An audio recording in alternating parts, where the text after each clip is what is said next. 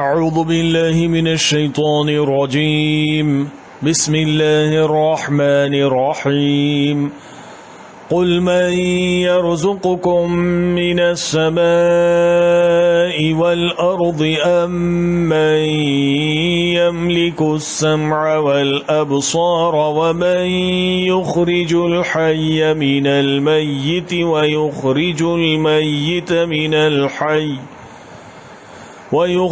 الميت من الحي ومن يدبر الأمر فَسَيَقُولُونَ اللَّهُ فَقُلْ أَفَلَا تَتَّقُونَ ان سے پوچھو کون تم کو آسمان اور زمین سے رزق دیتا ہے؟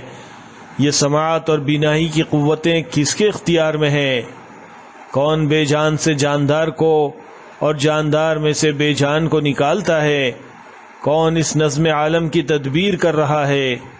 وہ ضرور کہیں گے کہ اللہ۔ کہو پھر تم حقیقت کے خلاف چلنے سے پرہیز نہیں کرتے۔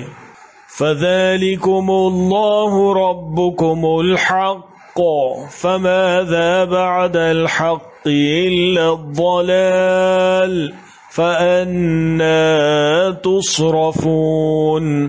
تب تو یہی اللہ تمہارا حقیقی رب ہے، پھر حق کے بعد گمراہی کے سوا اور کیا باقی رہ گیا؟ آخر یہ تم کدھر پھرائے جا رہے ہو؟